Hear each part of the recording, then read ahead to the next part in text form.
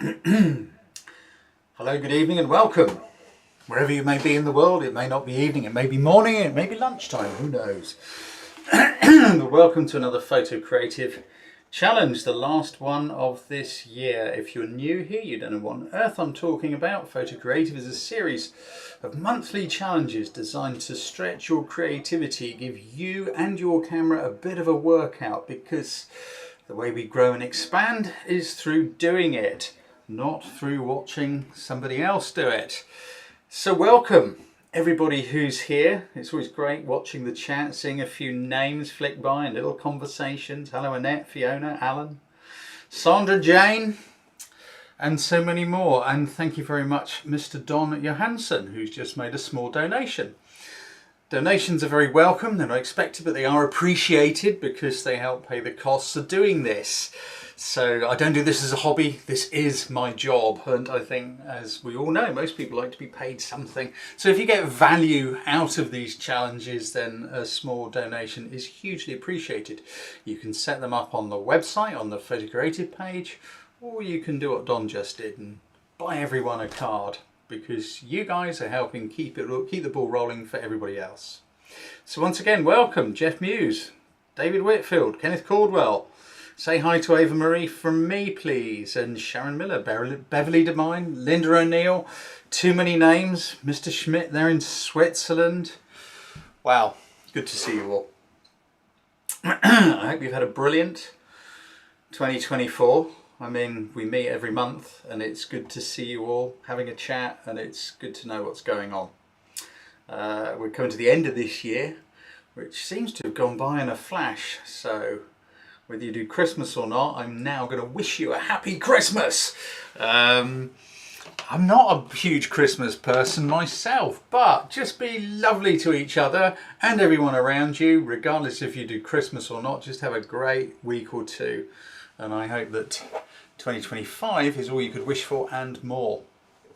New workshop I'm going to wreck in 2025. More about that. Keep an eye on the Facebook page and our newsletter. On the newsletter, you can sign up. There's a link below. It's only once a month. There's usually some good stuff in there. So, thank you very much, Gary. Very interesting challenge, this one. Patterns and shapes. I thought there'd be a few more entries, but I guess with the run up to Christmas, maybe people are doing stuff, other stuff. But there are some cracking ideas in there, as always. You guys blow me away. So I thought we'd begin, because I just want to have a look at a couple of things which I think can help you, and it's a bit of feedback, a bit of extra feedback maybe, for a couple of photographers. Now, I can't remember who took this, which is really annoying. I should have made a note. It's Patsy Fairclough, I think.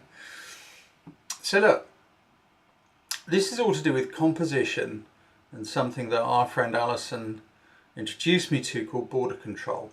Looking all the way around the border, all the way around the frame, to see what belongs in an image and what doesn't.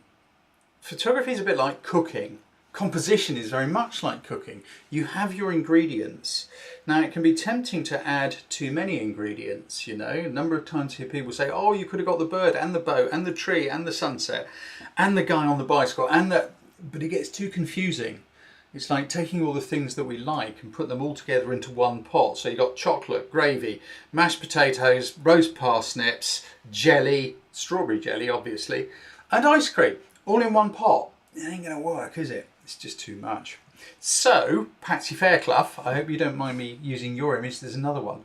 Because, you know, I think it's such a great pattern, such a great shape. But for me, I think the image is inside your image.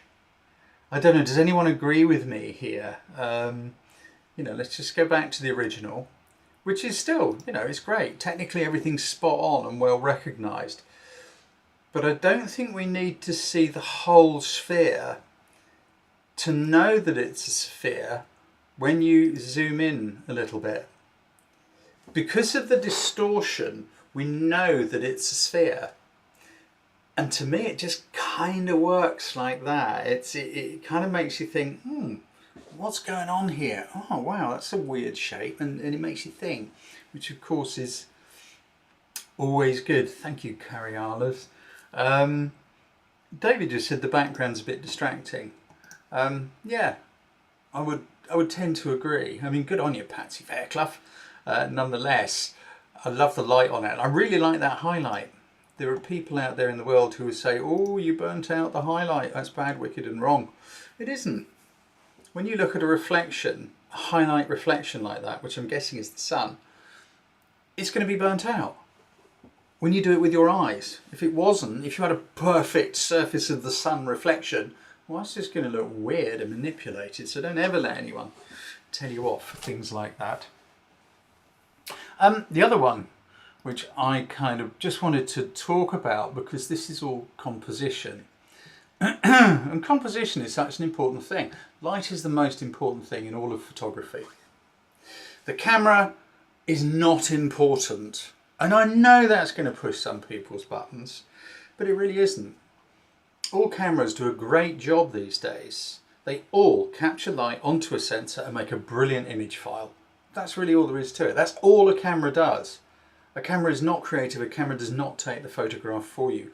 We, you, me, and everybody else, we create the picture by doing our border patrol, looking all around the edges, how we use light, how we use composition. Light is the number one primary thing. You can have a not so great composition and a not so great subject.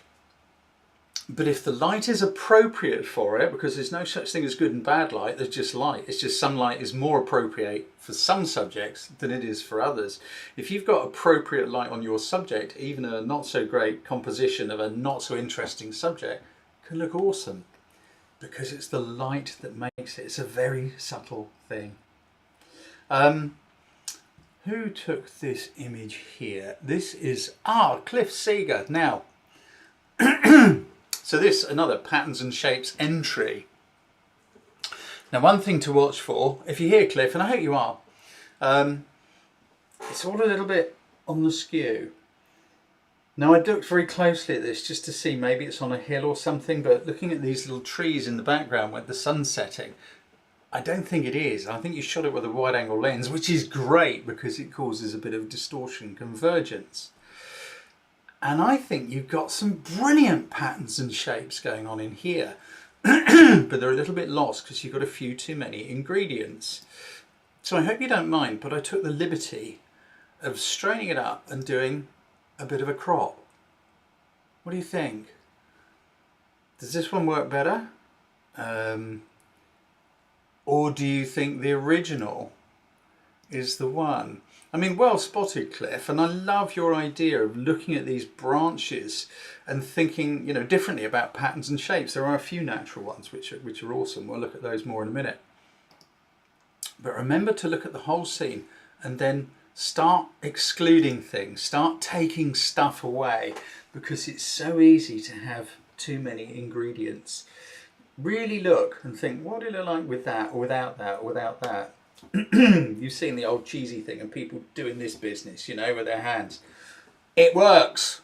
There's a reason they did it in the old days. Now people are self-conscious and think they look like a knob.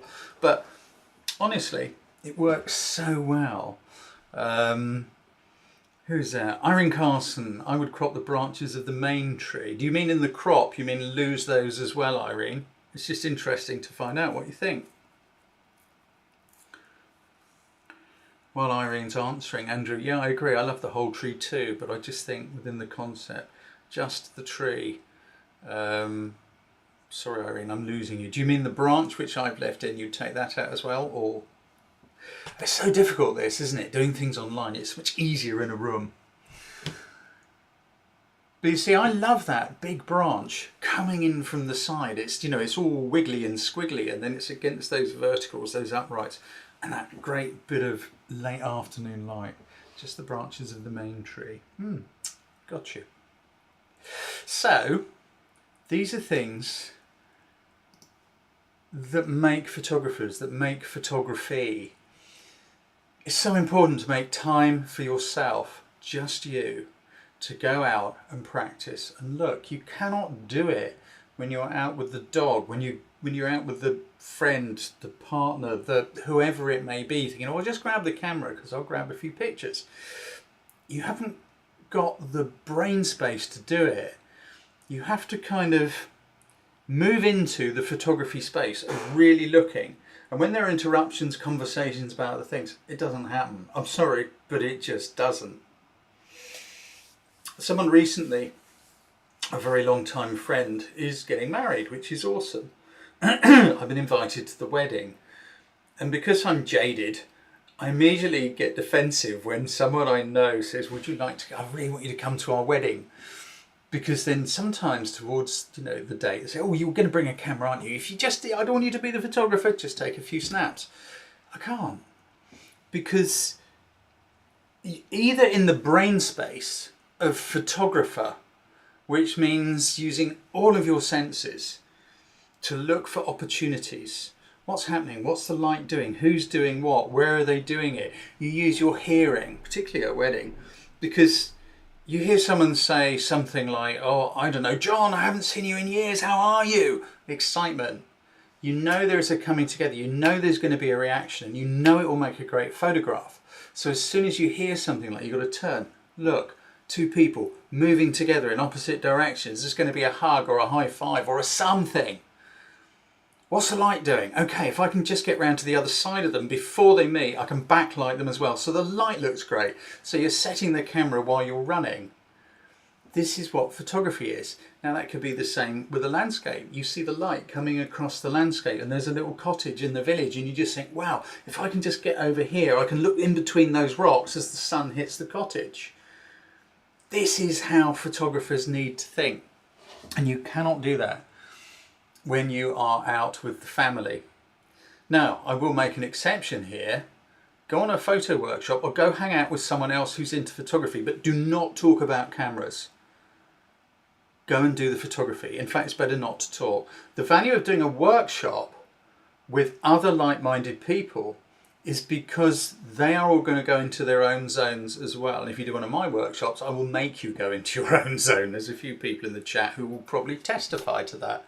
You know, number of times I say things like, right, you two, stop walking along talking about cameras and look around you, pay attention to the surroundings, what's going on, because that's when things come together. So that's the end of this little lesson. You probably know, those of you who've been around for a while know that, there's a handful, what is it? There's 5 controls on a camera you need. There's some other stuff that's useful, but there's only 5 you need. And once you've mastered those 5, you can do anything.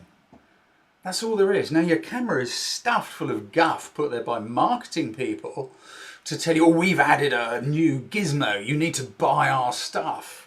There's only 5 controls you need. Once you've mastered those, you can do anything. Yeah, sure, there's a few other handy things, but whatever. Michelle just said you booked on my Muddyford 26th of April. That's my one-day beginners workshop on the south coast of the UK. Michelle, really look forward to seeing you there. That's fantastic.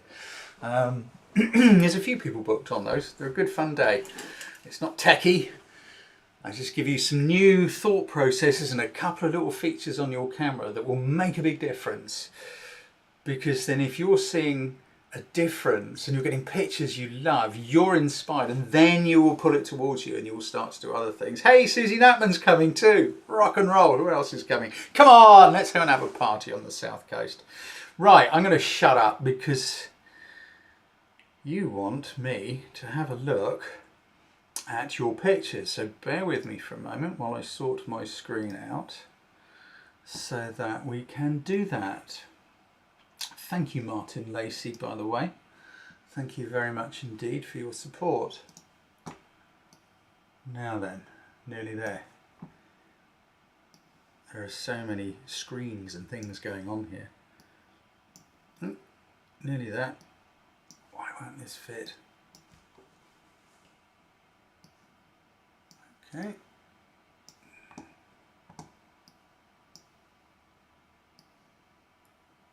Right. We are good to go. Thank you, Stuart Anthony. Really appreciate it, my friend. Thank you. As are all of you guys who make little donations in the background, by the way. The unsung heroes. You know, just donating the cost of a coffee and a cake once a month, you know. You're making a huge difference. So Please, you are very, very much appreciated, and you should be appreciated by everyone because you are the guys who are paying for this. Right, look at all these pictures. Look at all these intriguing ideas for patterns and shapes. Isn't it interesting how people see things differently and think differently? Speaking of which, because I'm a scatterbrain, Susie Natman just said, don't forget to hit the like button. Please guys, if you would do that now, I would much appreciate it because it really helps to get the video found and maybe bring some new people to Photo Creative, some new blood, some new ideas. And if you're watching this and you're in the Photo Creative group and you don't put pictures in, you don't interact, please come and interact. Look what a friendly bunch of lovely folks we've got. There is no, oh, I'm not good enough, I can't enter a picture. It's not a competition, it's a challenge. And the challenge is for you. It's with you yourself, not with me. This is for you to challenge yourself, because as you challenge yourself, you grow. There is no embarrassment, because every single photographer you admire that you see in National Geographic or anywhere else, at some point in time, they were going, how the hell do you work this thing? I'll never understand light composition. I'm rubbish at composition. Everyone's done it. You're in good company. Right. Pictures, pictures, pictures. So where are we going to go first? I don't know. This intrigued me. I know who took it. It's Dr. David Clifton. Hello, David. I'm intrigued, David. Kaleidoscope, sunrise over the Brussels sprout field. So I'm guessing you've done a fair bit of Photoshop stuff in here.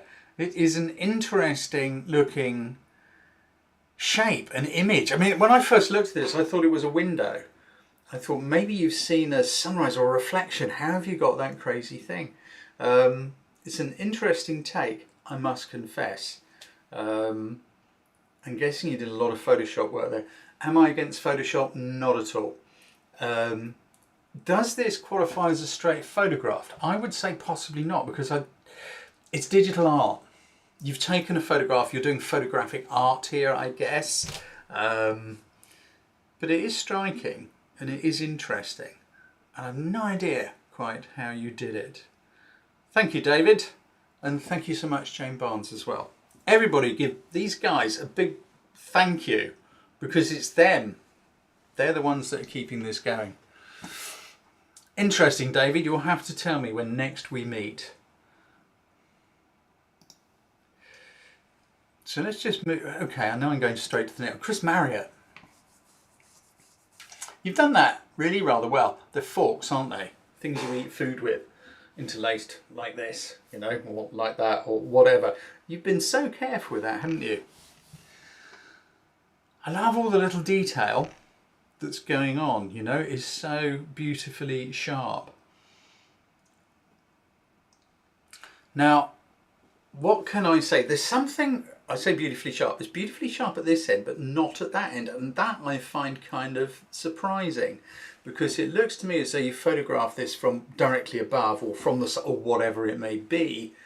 You photographed it parallel, I guess that's the word, or perpendicular. So I'm confused as to why this top end of the image here is slightly soft, whereas the bottom end here is bitingly sharp. Unless it's something you've created yourself, for artistic reasons. I think something that could help with this, I think your exposure's a little high. Maybe take that exposure down just a touch, because it is really quite bright here. And also I think you're quite close to your light source. Maybe it was a flash on the camera, but it was pretty close. Because you see how the light's falling off? It's very bright here, and it's sort of trailing off and getting slightly darker towards the bottom. It usually suggests that the light source is very close to the subject. Thank you, Jeff Muse, thank you. Let me just see if I can show you a little practical demonstration with my phone. So if I find a subject, how about Lobby the Lobster? Some of you know Lobby of old, I think. I'm just going to quickly come out of here. Bear with me. Look, Lobby the Lobster, okay? If I put the light on Lobby, look, if I move the light, I don't know if this is working too well, but look, so when the light's close, look at that burnt highlight around his eye. Now, as I move this back, that goes away. But look, you see, the light is still putting highlights on Lobby's face. This is really difficult, so I'm having to do it on my blind side.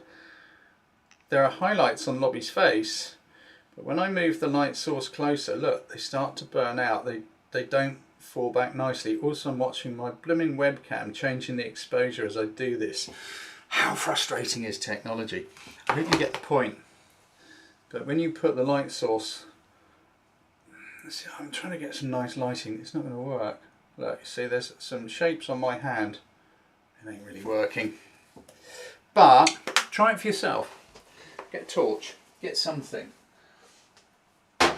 and move the light source closer and further away from your subject, and you'll notice that it gets really quite harsh. If you can have your light a little further away, I think you will find that it will fall off a bit better, unless of course that is something that you're looking to do, an effect you're trying to achieve. Good one, Chris. I like your pattern and I like your shape. Let's move on just a bit. I need to just make sure I got that in view, because I have of course chosen pictures. There are pictures that I love, and I can't not look at this. Germanus and Bell. Deep space dust clouds. How interesting. Now, Alison, I expect you're here. You photographed dust. Tell us, how did you do that? Can you give us anything as a quick comment? Because it just really intrigues me how you have got these patterns, these little halos going on around dust. I think it's quite fascinating, and it doesn't it make some great patterns and shapes? We've got all these circles repeating, but they're all different sizes.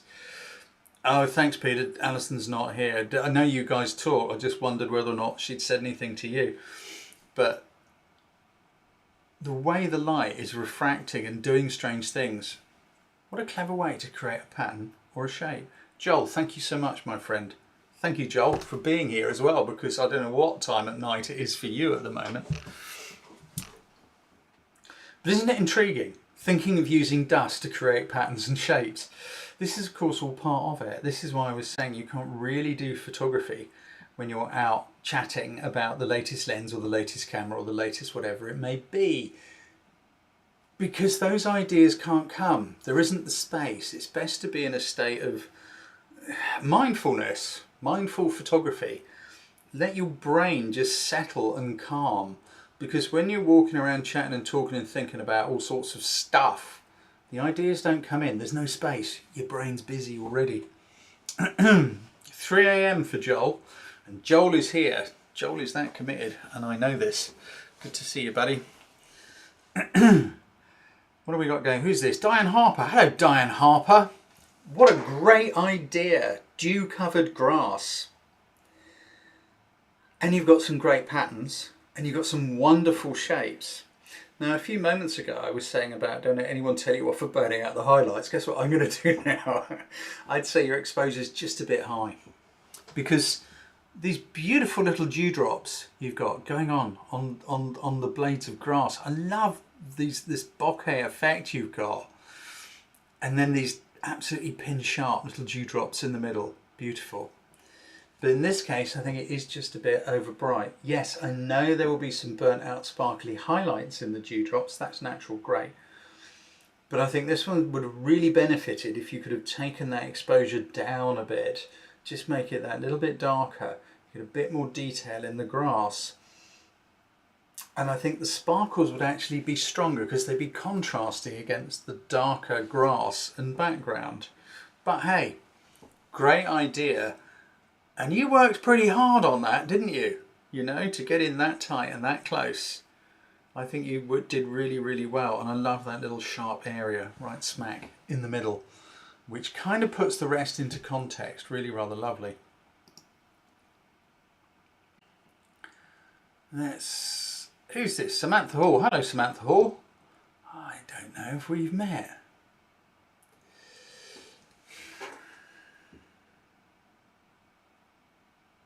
So I like your idea because you have obviously seen some quite intricate patterns and shapes, and it's glass.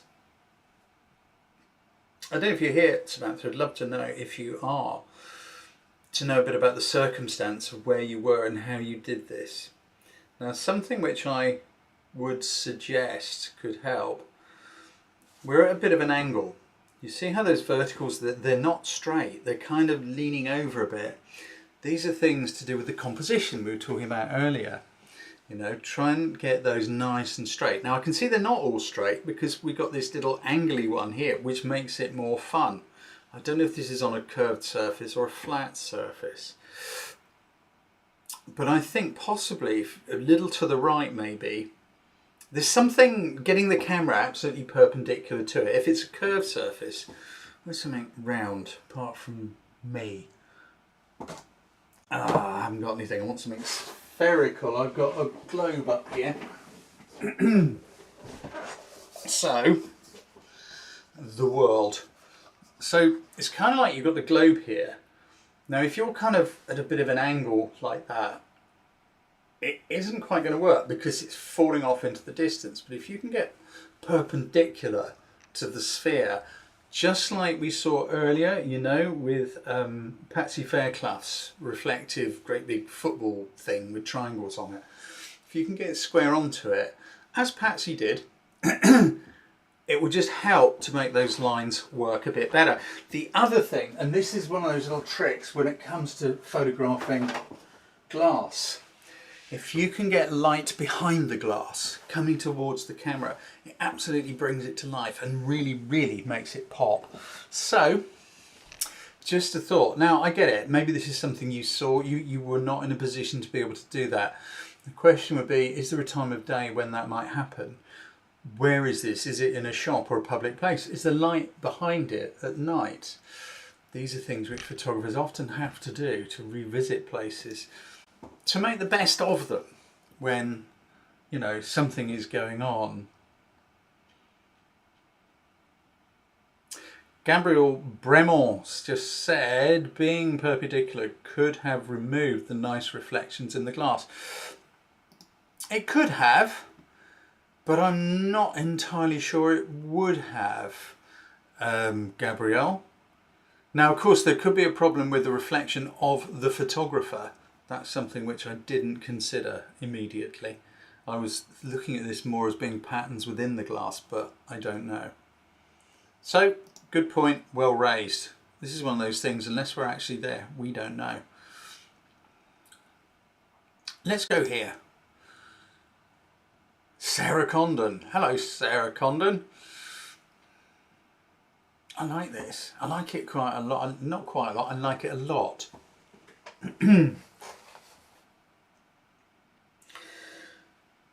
I think it's great that you caught the two aircraft and the vapor trails going on, because to me it says a little bit about what this place is, you know. It's London, busy city, blooming airplanes going across all the time, noise, busy, busy, busy, somewhere to go, people to see and all that sort of stuff. I like your angle as well on the shot. I think I know which street you're in. When you did this, I've been there a couple of times from this angle. It's a great shot. And also I like the light you've got behind the shard. Well spotted and well thought of. This harks back to the last photograph. Light, and well, everything we said, light is king. Because that slightly brighter area of sky, which is behind the shard, is subtly highlighting the building from the rest of the sky. People who, you know, who here struggles when people say things like qualities of light, understanding qualities of light, seeing light and its qualities? Just say me in the chat if that's you. And there's no shame in that. Boy, did I struggle trying to understand light when I first started learning about photography. It took a lot of doing. Well done, Adrian, for being brave. You know, anyone who says, you know, good on you, Kenneth. Okay. These are things to kind of look for. Okay, there's a few of you. Julie in Switzerland. Which Julie is it? There's two Julies I know in Switzerland. I'm just wondering which Julie it is. because I think both of you, the two that I'm thinking of, do understand light. Okay, thank you, Fiona. But look at the picture, right? The shard is appearing to glow. This is you guys who are struggling a bit with light and understanding light and qualities of light, what's meant by qualities. The shard appears to glow, doesn't it, in this shot? It's because the sky is brighter all around it, because the sun is behind it. It's a subtle thing. Now, if the sun was behind Sarah when she took the shot, the sky would be a uniform blue. You'd still have the two aircraft, which is fine, and that's great. But by having the sun behind the shard, Sarah has made the shard just pop. It's that little edge. It's like when you're cooking a photograph, yeah? When you're cooking something, a little bit of seasoning, or a little bit of sugar, or a little bit of something, a little bit of herbs, a little bit of spices, makes all the difference, and it's great. Do you know what I mean? There was nothing wrong with it in the first place, but a little bit of seasoning helps elevate it. That's what's going on here, and this is what light does for an image. Orion's is saying, there are times when I get it. I understand. Yeah, Peter's got it. We spend a lot of time messing around with iPhones and torches and glasses in a very makeshift studio, and that's a great way to learn about light, by the way. You know? No, I'm not going to start going off down that thing. If you're really struggling with light, go and get on my masterclass in photography online course, because it is all there. There's a whole section on light, a whole week of work for you on light and nothing else. There are exercises to do with a lobster so that you get to understand light. And if you've done it and you're still struggling, go and do those exercises again and keep doing them and practicing with them. Don't do them half-heartedly. Get stuck in and really do them. And the ones that make your head hurt and you think, I don't want to do it, they're the ones you need to do the most, because then you'll get it. Good work, Sarah. And I do like the addition of the two aircraft, the vapor trails. For me, I just think it works. Let's just, this is so, who's this? Glyn. Hello, Glyn Heskins. Houseplant taken with a macro lens, editing the colour. It's a beautiful thing. It's very painterly, isn't it? I'm intrigued. I don't know if you did much in the way of post-production on there, Glenn. I'm going to backpedal a bit. You're very welcome, Sarah, but I'm not quite sure if I remembered to say how could it be improved. I think maybe if you took your exposure down just a touch, Sarah, again, just make the shot a tiny bit darker. I think it would enhance the glow and make the vapor trail stand out, and the shard would still sparkle because it's being backlit. I forgot to say that. Glyn, I'm intrigued as to how much post-production you did on it, because it looks so painterly, it looks so arty. Now, if you're here, I'd love you just to let me know, because also there are so many things when you start photographing in macro that it's a whole different world, and you think that's been photoshopped, and it hasn't. There are so many things in nature which are surprising. I got a picture of a sunset I shot in Cambodia with a sort of house at the end of a rice paddy with a reflection in the water and all this sort of stuff. And I actually reduced the colour in post-production because I thought no one will believe me that the sunset was that vibrant. It still kicks you right in the teeth as it is. So, I don't know. To me, this looks like it's possibly got a little bit of extra post-production in there, Glenn. I'm not saying that's bad or wrong. Beautiful colours, lovely pattern, lovely shape. Let's just go on down. Who's this? Who have we got here? Irfan Thomas. Hey, Irfan Thomas. Certainly a pattern and shape, my friend. These things are so difficult because of the backgrounds, and they're distracting. You put a lot of work into this. Look how perfectly straight that is. You moved around and lined yourself up and got it just right so that everything is all vertical and perpendicular. Your camera was absolutely square on to that gate, railing, fence, whatever on earth it is.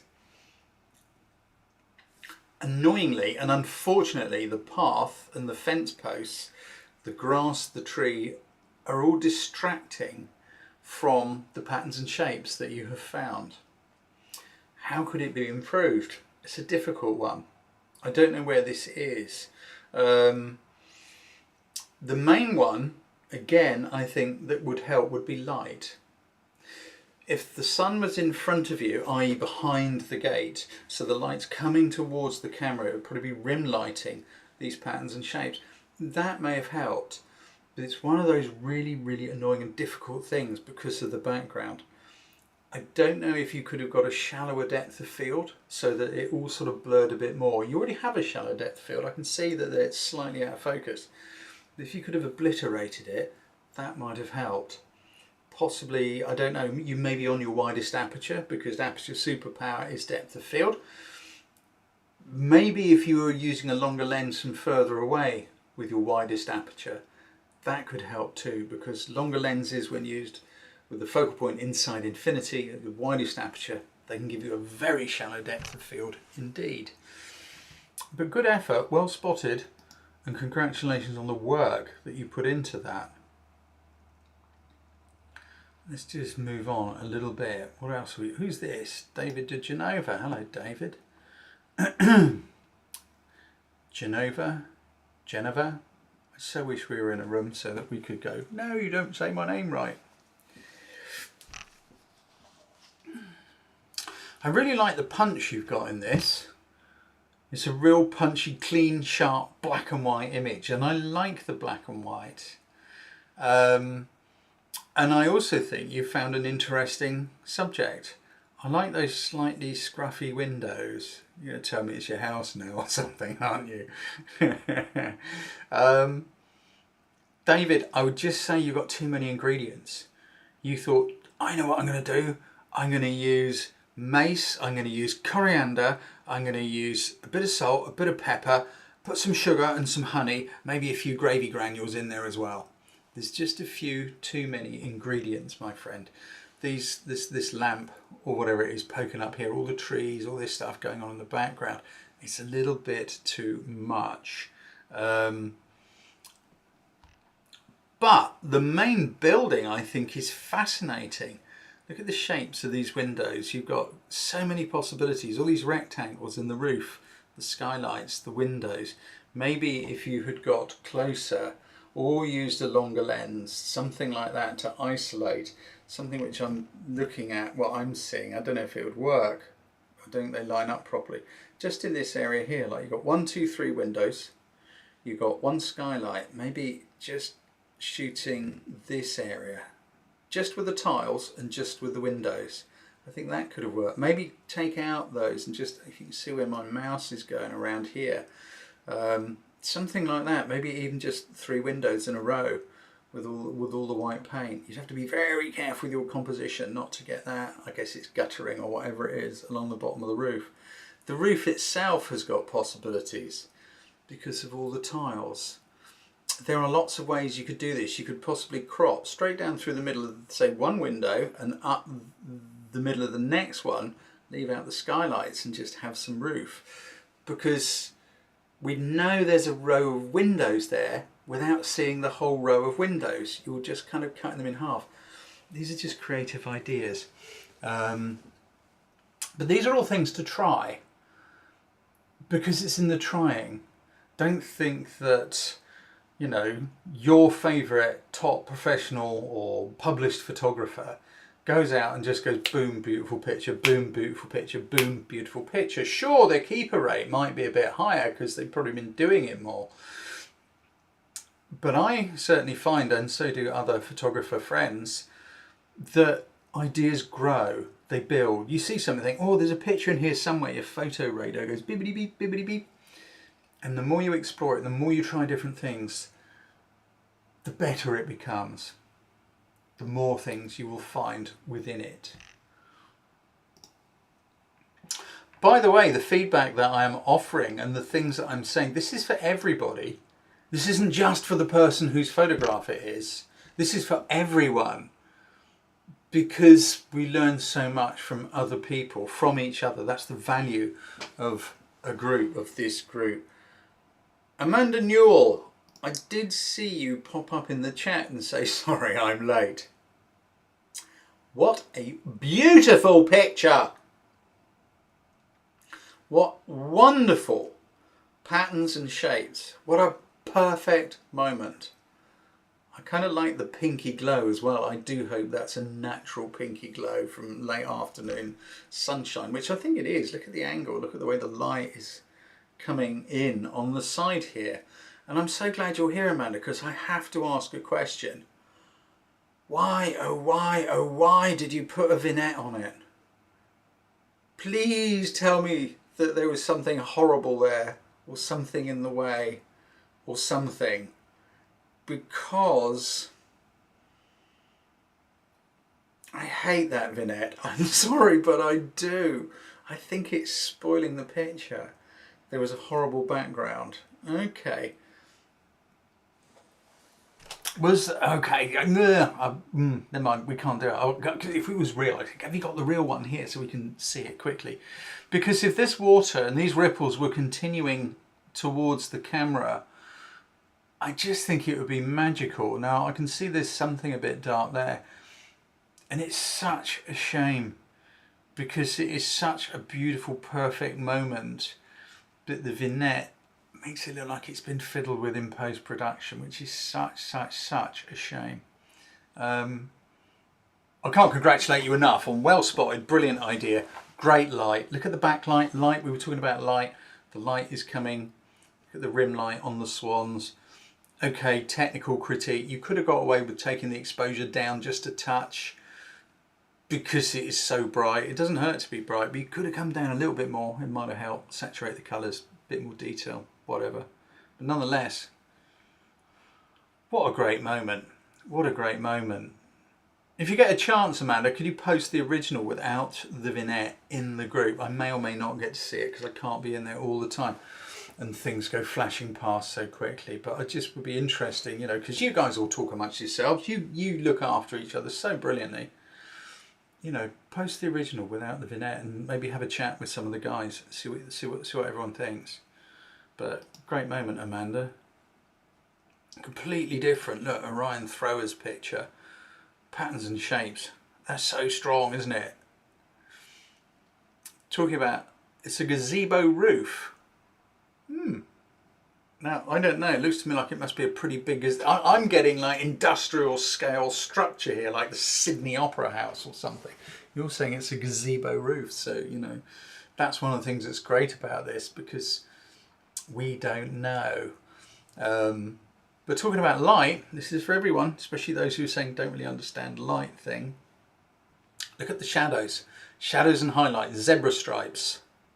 Yeah?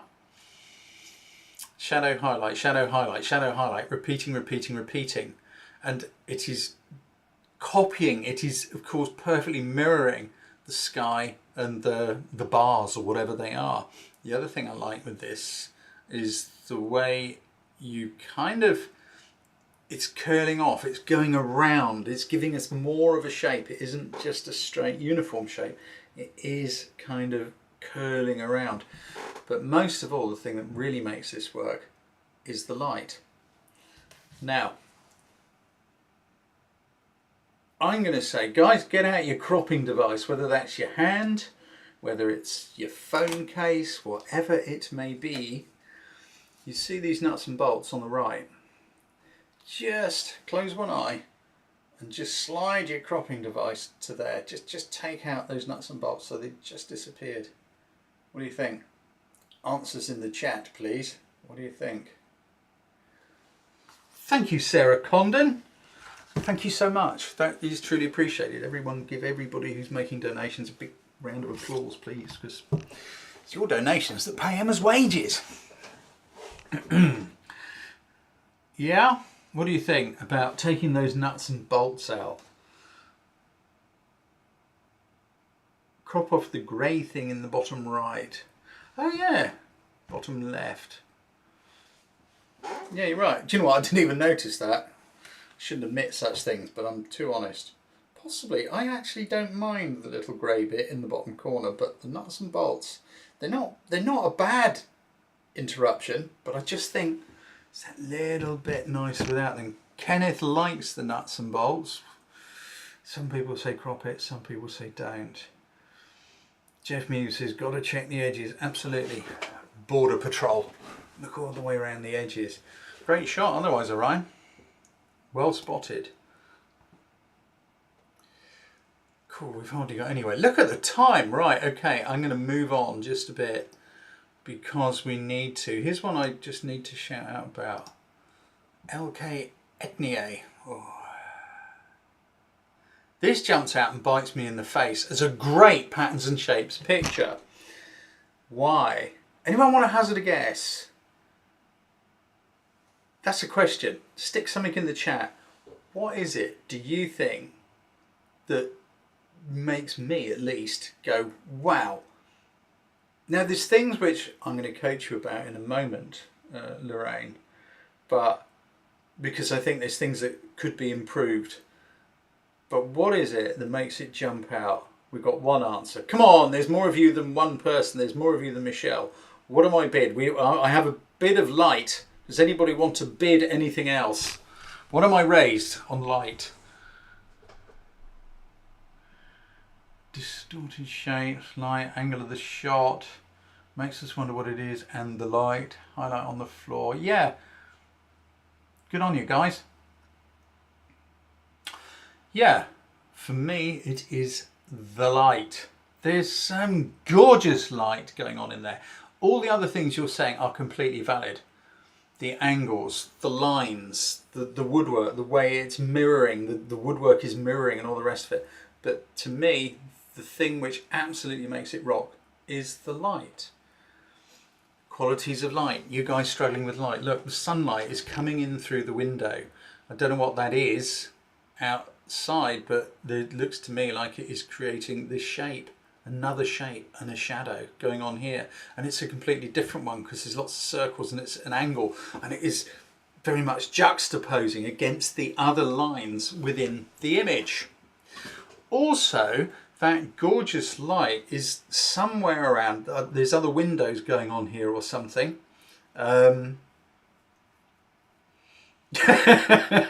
I'll come back to your comment in a minute, Kenneth. There's another window going on, I would say, to the left, which is bringing some light in from this side. And I think there's light from this window hitting the floor and it's rattling around, it's bouncing around all over the place, which is making it very, very lively. I'm assuming this is you, Lorraine, because I think you've changed your name on the thing. If it isn't, I apologise, and it's a different ethnie. Okay, you're probably going to say I didn't have a wide enough lens or something. The thing which would make all the difference, if you could have got this circle, I would say possibly right smack, and it's a little bit to the right, if you could have gone just to the left a bit. And also if the top of this circle and the top of the highlight weren't cropped, if there was just a little bit of space either side, that would have worked brilliantly too. May have been impossible to do physically because you're restrained with the space, and maybe because your lens wasn't wide enough. If you use post-production software such as Lightroom or whatever, Photoshop, you can do a panoramic. Now don't think you can only do panoramic side to side, you can do them up and down as well. So you could do like a shot and then rotate the camera down and do another one. Click, click, click, click, yeah? Just a couple, so you can fit it all in. Now they might be vertical when you put them vertical or something into Lightroom, and then pano merge them and then turn them up the other way, and you've got everything. Post-production tools like this are really useful for such situations. I haven't got a wide enough lens, I can't fit it in. Or you're just plain lazy like me and you just think, oh, I can't be asked to go and put the wide angle lens on, I'll just shoot a pano and join the pictures together. It's so quick and it's so easy. Ava Marie, our youngest member, says she loves the photo but finds the black rectangular thing distracting, which of course was the bit I like. Good on you, Ava Marie. Always rely on you for a honest opinion. Good work, Lorraine. I'm going to move on down. Just look at these amazing pictures. If you haven't had a good look around in here, then I strongly recommend you do it because there's some great stuff. Who's this? Ram Noam. Hey Ram. I think these are such intriguing shapes. It really is, and you've got some beautiful light going on in here as well. These shapes now, okay, qualities of light. Look, see there's light and shade, light and shade. This side is slightly brighter than that. There's a window, there's a light, there's a door, there's something going on this side. And it's really enhancing these shapes, which is absolutely, really rather gorgeous. Now, I'm going to get my crop tool out because I just think, no, I'm wrong. I was going to say this little one here with the circle was slightly irritating, but actually I disagree. I've changed my mind. It belongs. It does belong. What more can I say? You've got some really great light. These sorts of patterns are so hard to work with. I think you could either crop in considerably more just to focus in on these areas and try and miss out the little circles, or leave it as it is. I'm not saying there's anything wrong with this at all. I'm not saying there's anything wrong with any of these pictures. I'm just being your coach, finding things to pick holes in. So, I think it's a great picture, nice light, well thought out. I don't think I've got much more I can add to that one, Ram. Apologies.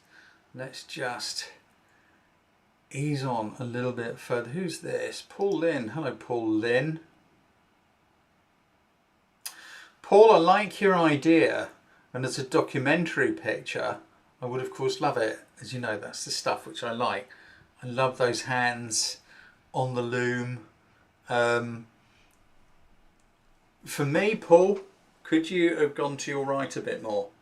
So instead of shooting this from the side at a bit of an angle, you were shooting it more straight on, simply because you see how this end of this bit at the top is wider than that. I just think the picture would have worked better, particularly with those arms coming in.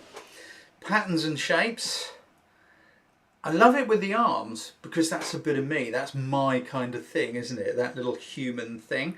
But I'm also wondering whether, just for the sake of patterns and shapes, maybe this area here with, you know, the threads hanging down and maybe just the top of the weave. Do you know what I mean? I think maybe just shooting in this little area here, that could have worked very, very well for the brief. And I'm only saying that for the brief, not necessarily just for the sake of a photograph. Do you know what I mean? The brief was patterns and shapes. I love it with the arms. Good work, Paul. Personally, I can't stand spot colour, but that's just me. I'm not taking any notice of the spot colour. I like the arms. And I like your idea. Sharon Miller. I mean, you've got some beautiful patterns and shapes here. Something which jumps out at me straight away. You've been very, very careful. You've had a great idea and you have really used patterns and shapes and colours. Great. For me, I think it'd be really great if there was one of these, I guess they're pencils, coloured pencils, something like that. If there was one that was breaking the rules, that stood out, just one. Because although it's a beautiful pattern and shape, worked brilliantly as a desktop pattern, as probably an abstract picture on the wall, but I think what could make it pop was if there was just one of these pencils poking out. Do you know what I mean? So it was just standing slightly proud. I'm not sure. I kind of like the thought of this green one here, because if this one was, say, just sticking out above the others, particularly if the light was coming from the side a bit, hard to tell where the light's going, so there was a shadow as well, that I think would be an absolutely cracking picture. Okay, you tried that but you didn't like it, and that's fair enough. That's absolutely fair enough. Yeah, that's another good idea. Who said that? Dean Minute. Or even another one that was pointy side up. So we got all of them that are one way round and then one with the pointy bit poking out. I like that idea, Dean. I think that is a cracking idea. Was it Dean or was it Hervé? Oh, both of you had the same idea, I think. I'm not very good at reading, am I? Great work, Sharon. And if you love it the way it is, 100%. Totally get it. I'm not detracting from that. Let's move down a little further. Who's this? This one. Oh. Ah, right. You know, I was mousing up going, who's this? And obviously Sarah Shandell's name was appearing up here, and I wasn't seeing it because I thought they were two separate pictures. And I did notice something about that, but I didn't notice it as two separate pictures. Right, let me start at the beginning. When I was looking at these on Monday, when I was choosing the ones that I liked the most, because I like many of them, again, Sarah, I think there's just a few too many ingredients. I get it. You've kind of gone shapes and patterns. Shapes and patterns, that's what we want, shapes and patterns. And so you've gone for as many as you can fit onto the plate. These lamps are indeed very interesting, and there's some interesting shapes. There's some interesting shapes going on this building on the left too.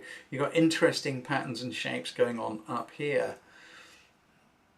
And I've just noticed in your comment you say that they're leading to the patterns and shapes on the church.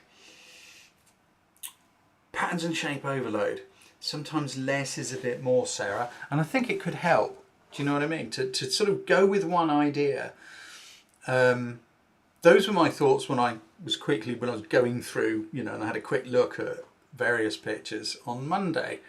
But just now seeing them here, and I thought they were two separate pictures. So I think there's a picture up here and there's a picture down here. Just a few too many ingredients. Right, come on, scroll wheel, work. Who's this? Alex Cunnert. Cunnert? Cunner? I don't know where you live in the world. There's lots of things about this I like, Alex. Lots of things. There's some interesting light here, and there often is on these types of displays because they spend a load of money on the lighting because they want people to buy the stuff and blah blah blah blah. Again, I just think I quite like the angle you're shooting from because it's different. I think it would work as a straight on. Do you know what I mean? So that instead of this tapering off into the distance, that's cool. But also, people, get your crop tools out. Because I need to put this quite close to my eye to do it. I also think this works really rather well. If you just crop it off, you see this white corner where that bit there, if you just take it off from there in a straight line across, just take the top off from where my mouse pointer is. What do you think? So we've got this set of legs here, sort of from, I don't know, mid-thigh, and then they're all walking into the shot, you know, so you kind of want to take from that corner vertically and horizontally, kind of like that. What do you think, guys? Because I think it's some great light and I love the colours and I like the repeating patterns and shapes. Well spotted. I think it is a great idea, Alex. Thank you, Hervé. Somebody else say something. I feel like I'm only speaking to Hervé. Alan's not keen. Fair enough. No one else is saying anything, so I guess most people are nonplussed by that idea. Good idea though, Alex. Yeah, for me, I just say just crop it in that corner where that white corner is up there on the left. But it's a great shot. I'm going to do these quickly. I'm going to go through a few more quickly. Uli. I think this is a cracking bit of, you know, architectural patterns and shapes living on the outskirts of Vienna. I like the way this is tapering off into the sky, and just look at these lovely ripples and shapes. There's things about this I like. I like the fact that you're running this sort of diagonal from the corner, but you're not taking it to the opposite corner. You're just letting it come up onto the sort of that top third somewhere up here. Black and white works well. You've been so careful with that exposure because look, there is just the right amount, there's just that hazy bit of detail going on in the sky. Works brilliantly in black and white because it really helps this beautiful ripply texture. For me, those are things that work. Be careful with your exposure, guys, because sometimes, you know, don't just do what the camera tells you to do, or just consider that the camera will get the exposure right. Sometimes it doesn't. This could be one of those situations, or maybe not, but I like the composition and I think it's a well spotted image. Lots of depth of field, so everything is sharp from front to back, using aperture superpower perfectly. Who's this? Rob Cook. Hello, Rob Cook. Rob, I'm sorry, my friend, I'm just going to say again, I think there's a few too many ingredients. Because, yeah, there's some great patterns and shapes going on here. But I'm not looking at the patterns and shapes. I'm looking at the word Ravello over the door of this restaurant. Yeah, it is a restaurant, just seeing the word over there. I think there's things you could have played around with here, with this stonework and the shapes of the windows and the window frames, just isolating bits of it. But well spotted, Rob. Get in there. If it's near where you live, get in there, have another go. Try isolating some bits, try some different bits and pieces. Pop them in the group, see what the guys think about it. I think that would probably be a good idea. I hope you're well, Rob. Haven't seen you for a while, mate. I hope life's treating you well. Let's move on. Oh, we've come to the end, pretty much. Okay, there's just, oh, there's two, there's just, right. Carl, I think this is such a cool idea. I really do. Patterns and shapes. And the thing which drew me to this is the light. Look at this little piece of light coming through here. This little soft, subtle shadow. These are the things to look for. Guys, those of you who are saying qualities of light, don't really get it. Look, darker area, a little bit of a brighter area here, and where the legs and the cool stripy trousers and the shoes are, they're just sitting in that slightly brighter area. And that sort of, you know, human shape against the regularity of the paving, to me, I just think it really, really works well. The only thing I would say is a slight technical thing, Carl, and that is a little bit more depth of field would have really been your friend and helped you, because the toe of this shoe is sharp, but the one in the foreground, which we notice first, is soft. So our focus is back there as opposed to being here. If the focus had been here, or you had a little bit more depth of field, absolutely cracking picture though. That I see that in a picture frame. I just think it's a great stick it on the wall shot. You're most welcome, Carl. Right. This one, I thought, who's this? Jonathan Kimberley. I just think that's such a cool idea. I really do think that's a cool idea. I knew what it was the moment I saw it. It's the pixel pattern from a screen. It's just a cool idea. I just like the thinking, the lateral thinking going off to the side, you know, patterns and shapes. There we go. Everything we see on a digital device is made up of that pattern and shape. Red, green, blue, all over the place in that continual grid pattern and shape. I just think it's a great idea, Jonathan. And, Mr. Cleesby. Hello, Gary Cleesby. Light. Remember what we were talking about right at the beginning? How light can make or break. It may not be the most exciting subject, but if the light's right, it makes it interesting. Look at this, it's a set of derailleur gears on a bicycle, right? But look at the light. It's coming slightly from behind. You see all these sharp edges? You see how they're being highlighted? This edge of the cog is in shade, and then suddenly the light is just catching it here. So it's highlighting all of these curvy shapes, which I think is kind of interesting. This is a great exercise in how light can take something pretty mundane and ordinary and make it look interesting. But without Gary there to recognize that fact, I don't know if you're here, Gary, did you like this, or was it light you saw on it? It's nothing. Do you see what I mean though? Without Gary to recognise that fact, there is nothing. My coaching to you, Gary, I'm going to get my crop tool. I'm just saying, I just think this blocky bit here with the gold light reflecting on that bolt or whatever it is is a bit much, I'd just be inclined to take that off. So we just got this lovely semicircle picking up the light on the chain and the sprockets. This is the thing, you can make something great out of anything. You don't need to go to somewhere extraordinary. Once you understand composition and light, and you can work the camera, 5 controls, that's all you need. I can teach you those in 4 weeks in an online class. You know that, you've heard me say it before. Many of you have done it, and if you're struggling, go and do those exercises again. Gary's here, he says he lit it. He threw some light onto it, coming in the right direction to make those cogs stand out and be exciting. Right, I'm going to swap screens so that we can go through the ones which just jumped out and got me. Why can I not get hold of this? Come on, mouse, you can do this. Why can't I'm really struggling with some of these things tonight. I can hear some. No, you see, it won't. Come on. Why won't you work? There you go. I can get hold of it from there.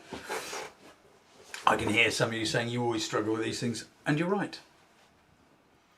Okay, Gary says you rested your light. Gary, just out of interest, what was the light on that chain? What did you use as your light source? Be really interesting just to know, just before we leap into this last little bit. I'll tell you what, keep an eye on the chat, guys. Well, Gary just says what he used, whether it was a bicycle light or a mobile phone or something like that, because there's so many ways you can light things.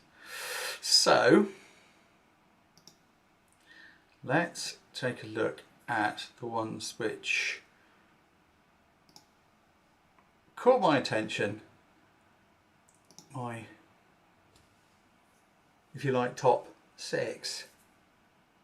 It's just a great repeating pattern, you know.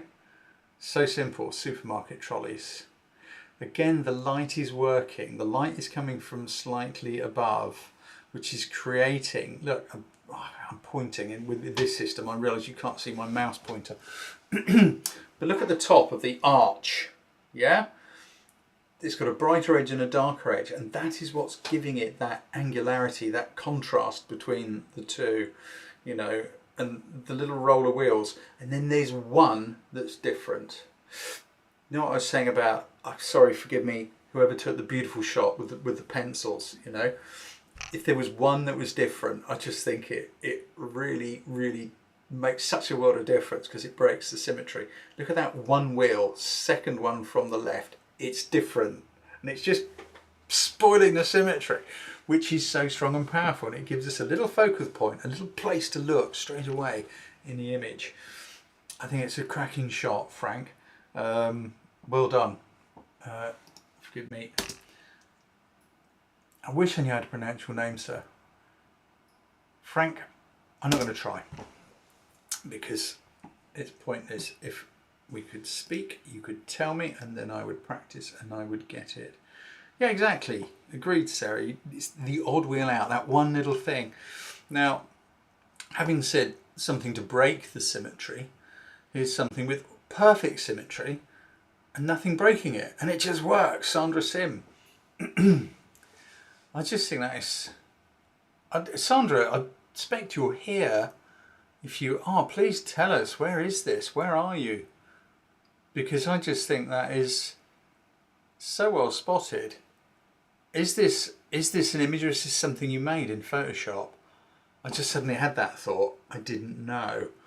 I didn't think of it. Is this a Photoshop image, or is this something that you saw and photographed? I just think it's cracking. Michelle says it's in Exeter. Okay, so it's not that far away from where I am. Is it a double exposure? Would love to know.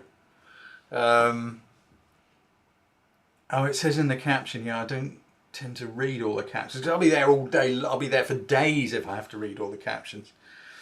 Very much a magazine cover, indeed, Dean. Why does it work? We've got perfect symmetry going on. You know, one building is reflecting the other, and the railings and all the rest of it, the cloud in the sky, the whole lot. It is just perfect symmetry of patterns and shapes. Yes, Ahmed, I agree with you. very much, so much depth, it's almost 3D. Another architectural one here from Irene Carson. And I just love the curvy nature of this. It's that gorgeous curve just kind of rippling through the middle. I don't know, and again there's some beautiful light here. There's just some lovely shapes and patterns, and the light, look at the little highlights on the 1, 2, 3rd set of windows up on the right, the reflections on the left of what's going on in the right.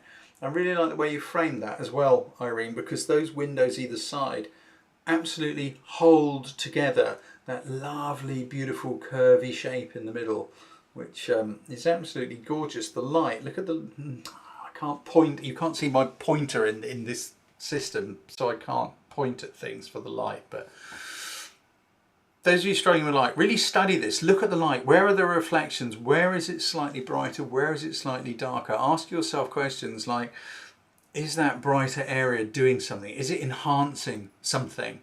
Is it making the picture work more? Tones, shapes, light. Absolutely, Dean. Completely agree with you.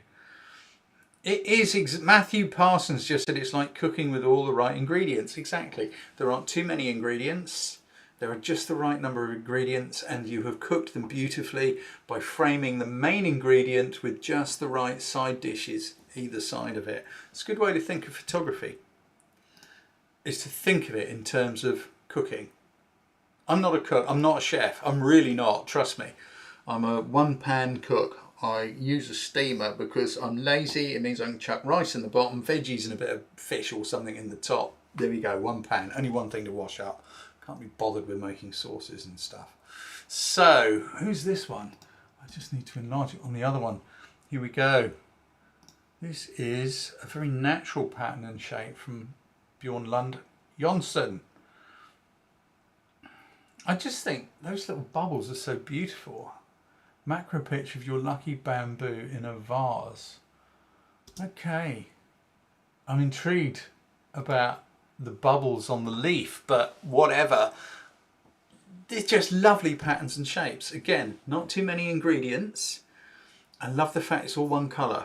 Everything is a shade of green, possibly yellow maybe. But look at these lovely curves and straight lines, and then those lovely little bubbles, and look at these two little bubbles escaping. It's kind of like families on holiday. That's what comes to my mind. And it's so simply done, so well spotted. This is, you know, we need to look at things. This is what I'm saying. If your brain is full of thinking about odds and sods and talking and conversations, and yeah, it won't be long, I'm just going to take this picture.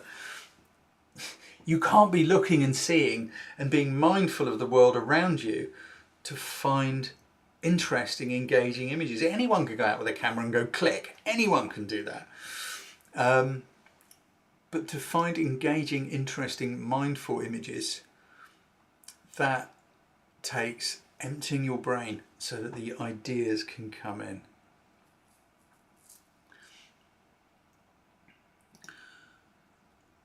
This one I just thought was really interesting and engaging as well, because they're all interesting and engaging. There are so many interesting and engaging ones, but this one just kind of got me. Firstly, because, yeah, I did read the comments, because I'm thinking, what the hell is that?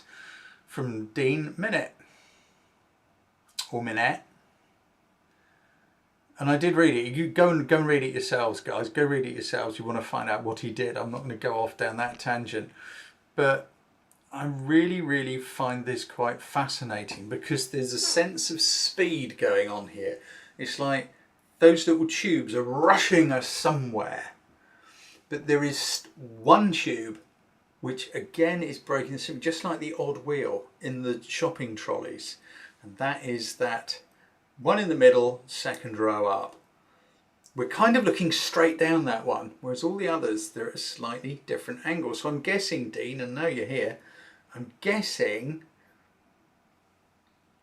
you shot this close up, but with a fairly wide angle lens in order to get that kind of thing going on around the edges. So you're looking straight down one, and I'm also going to guess that that one was in the middle and you cropped it so that you would get that effect. Am I right, sir? I'd love to know. Just stick a quick couple of words. If I'm a mile out, just go, no, Browne, you're talking arse. You got that wrong. But, oh right, okay, yes, yes and yes. So also, guys, this is something which you can learn from looking at pictures. When you ask yourself powerful questions, you will find powerful answers. It's really important to do that. So everything I just said about Dean's picture was right. Okay, I've been doing photography a long time.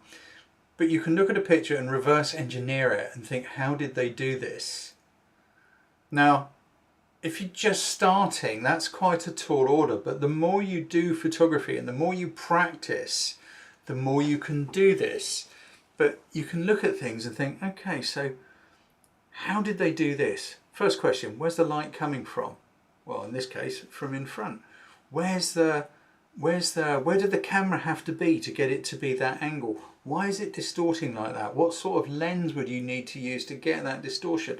These are the things you have to do. Don't just go out and take pictures. Play with different lenses and angles and stuff, and then try stuff out. Great picture, Dean.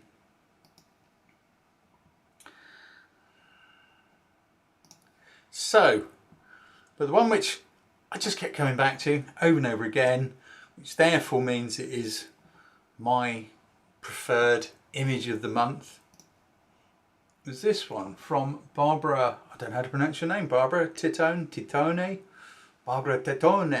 Italian, I don't know, but I love the picture. It is just a great set of patterns and shapes from my mind. I like the way the light is coming sort of from behind and from above. There are those little edges, I'm pointing with my mouse again, you can't see it, little edges going on around those sort of little galleries, balconies, but there is such depth. The way this is kind of swooping down and away from us, it's like, it's almost giving me vertigo to look at it. I think it's a cracking picture. I love the way the symmetry is broken by those little human shapes in different places. There's the single guy right in the middle on a balcony. Look at the two top right, you know, the white top and the one dressed in red. The more you look at this picture, the more it gives you something. There's some trees in one of them, but the whole lot is held together by this conformity of patterns and shapes. It absolutely got me, and I kept coming back to it. So I love it, Barbara. I think it's a cracking picture. And I think all of you are completely awesome. There were some stunning pictures going on throughout this challenge, as there always are. And I love you guys who just keep trying. You know, everyone's in different places. Some are really accomplished, some are not. If I didn't talk about your picture, please don't take it personally. I can't talk about all of them. Some pictures I'm drawn to, some I'm not. I can't keep a list of who I've talked about and who I haven't, because I just can't, you know. There's stuff that generates income that I've got to do, you know. I'm sorry, this is not my hobby, it's my job. It's how I pay the bills and things, doing photography and stuff like that. So, yeah. I hope any feedback or criticism was taken in the spirit it's meant to be, and that's just to help you and as many people within the group as possible. And so that's the last one for this year. My newsletter will be going out later on this evening in about 45 minutes. If you're not subscribed to the newsletter, there's some good stuff in there, and I don't bombard you with things. There's a link in the description below where you can go and sign up to the newsletter. The next challenge will go live in about the next 10 minutes or so once we come off here.